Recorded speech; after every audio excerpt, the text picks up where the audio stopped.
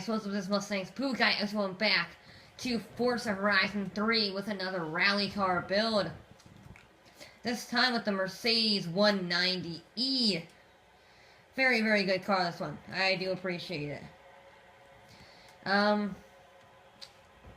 It was either this or the M3, and I decided to go with this because I like the Mercedes just a tad bit better. I think it looks amazing. And it actually was a DTM car, so maybe it'll be good around the rally course. You honestly don't know. So we have all-wheel drive, that's necessary. Rally tires will shoot it almost up to S1 class. Race transmission did absolutely nothing to the PI. Raise it so you don't bottom out, that's still rather low. And the rest is up to me. We only got 200 horsepower, but we should be fine. I think we can leave this thing stock. Want roll cage? Yes. We want weight reduction? Definitely. 2,700 pounds? Pretty good, pretty good. Tires? Yes, we want tires. Now, I'm gonna put the front arrow on, because it already has the back arrow with the wing, so I want to keep it balanced. I think balance is going to be key in this. We're going to put the diff on over here. I'm going to save those for later. Will the simulator go to the top of S1 class with the natural engine? It doesn't look like it. I don't think it will.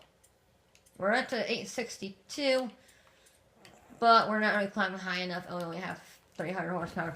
Yeah, we're going to need a turbocharger or something. I think we're gonna go for the single turbo. Yeah, we're gonna go for the single turbo. Put the valves on. Sure.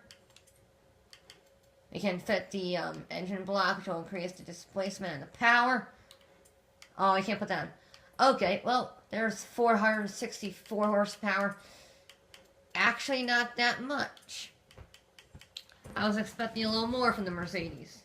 Need to sneak a clutch on. Oh, you can't sneak a driveline on. Okay, so we have 464 horsepower, 330 foot-pounds of torque, in a 2,700 pound Mercedes. This could be interesting. I'm not quite sure how this will do.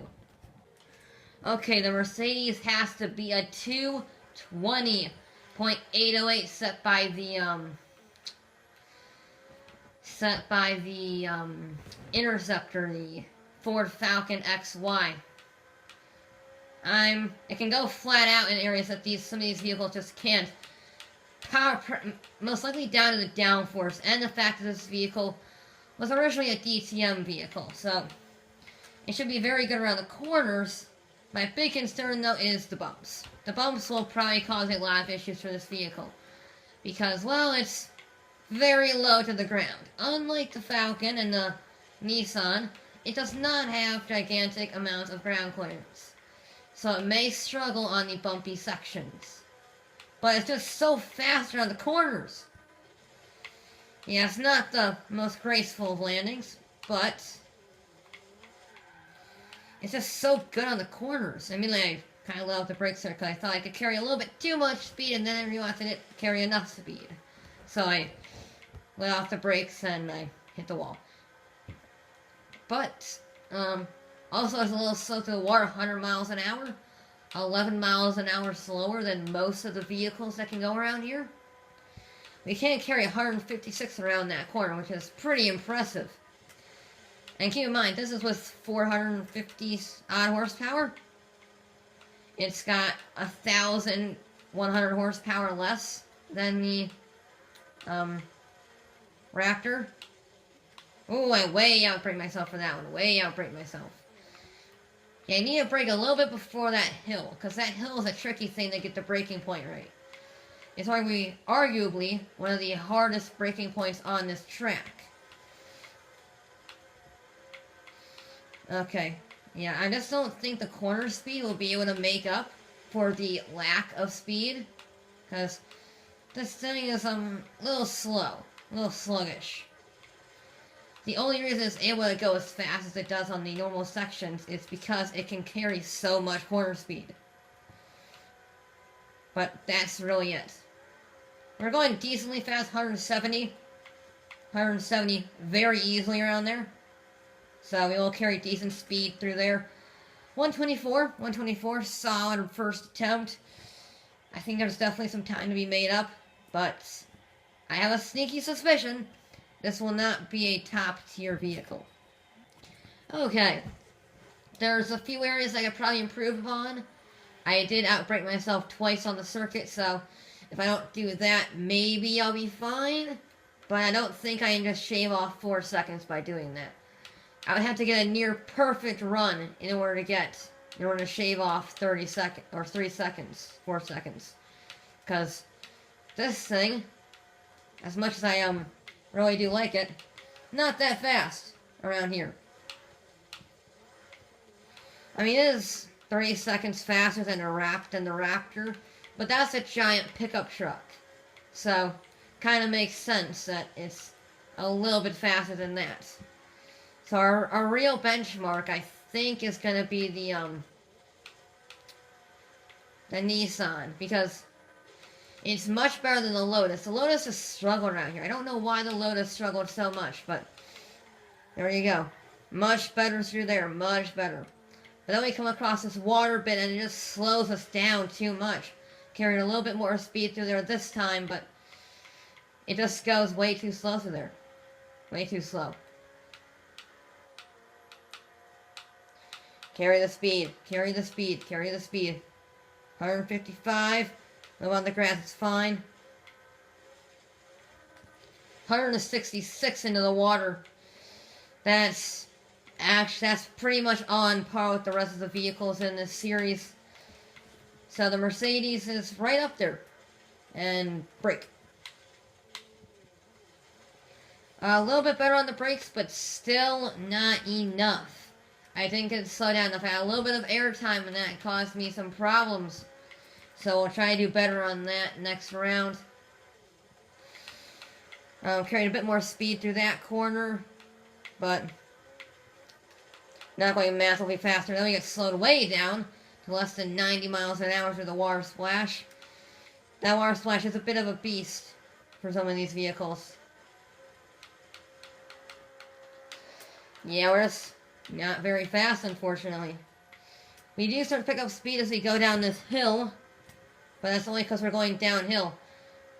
I can carry some impressive corner speed through here, 160, but we just don't have the acceleration. I think that was a little bit slower this time, honestly.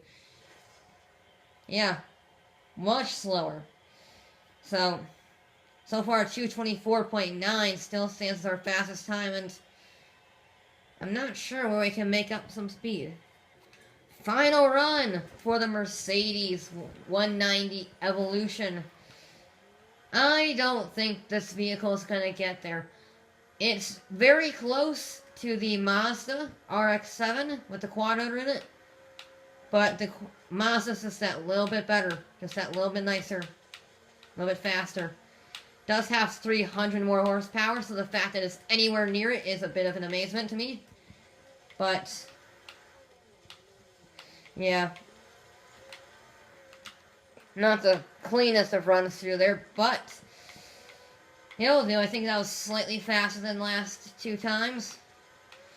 And we just have to not outbrake ourselves. Because this thing doesn't quite have the brakes to compete with some of the other vehicles that have gone around here. Get some impressive airtime there, going 150. I outbrake myself again. Yeah, this thing just doesn't have the brakes. Because I braked pretty much on the spot and it just wouldn't stop. So, I don't know, maybe it's the power. Maybe it just can't, the brakes just can't handle the power of the vehicle. Because it does have twice as much power. So stats really sign slow us down. 166 to the water again. Now we cannot outbrake ourselves on this hairpin. Alright, that's our main problem. Don't hit the rocks. There we go. Much better through there. Carried a lot more speed.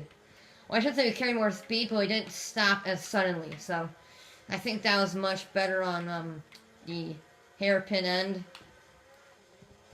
A little bit of dab on the brakes through there. Carry a bit more speed through that corner as well. Also carry a little bit more speed through the water, 95 miles an hour.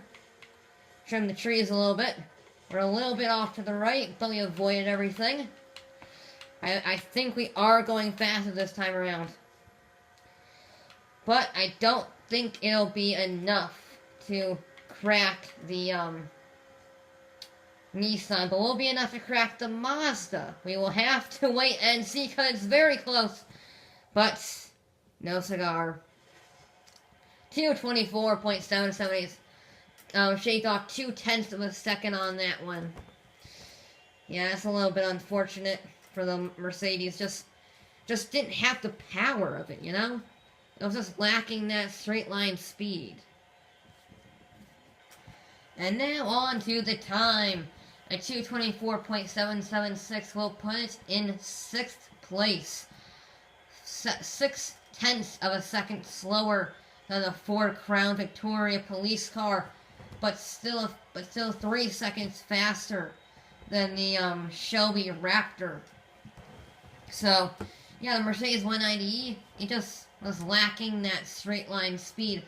It had the power, but it just didn't have the performance to match, or it had the turning, but it just didn't have that performance, power, and acceleration to equal that turning. If it had like 600 horsepower and it could turn like that, it would decimate everything here.